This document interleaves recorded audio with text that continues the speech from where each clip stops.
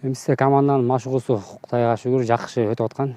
Эми Кудай буйрса жанагы кырдаалга караганда эметип биздин спортко караганда эми тиякта кыргыз элимдин эмеси алдыда турат.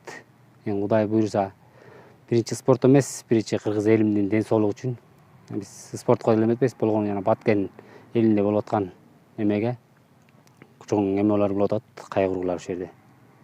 Баарыбыз оюнду деле унутуп койдук окшойт, ошол жакты элдин баары эле ошол жак менен болуп атат, каза элек болуп.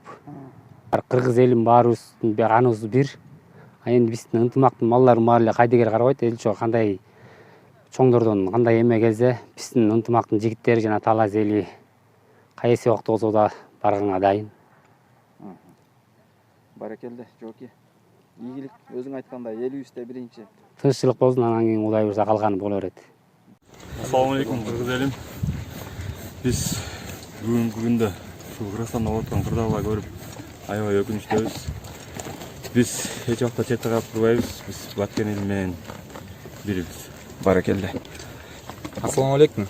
Ынтымак командадын атынан, жалпы балдардын атынан ушу Баткен элине биз аябай алда Кыргызстандын жери, биз эч жакта болбойбуз. Биз силер менен. Баракелде. Кыргыз элим, мындайсыздар. Биз Баткенде болуп аткан кырдаалга биз ынтымак командабыз да сиздер мененбиз. Сиздерди колдойбуз. Баракелде. Бул Баткенде болуп аткан кырдаалга өкүнүчтүү болуп атат. Ынтымак командасы четте карап турбайт.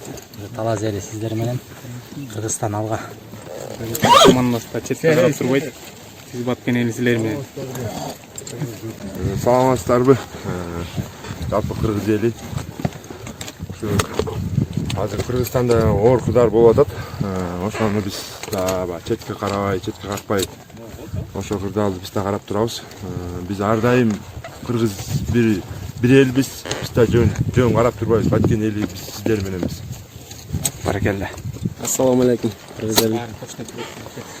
Биз да четте карап турбайбыз. Жүрөгүм Кыргызстан.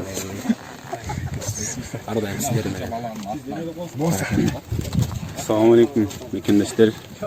Баткен эли, биз силер мененбиз. Ошо элибизде, жерибизде тынччылык болсун.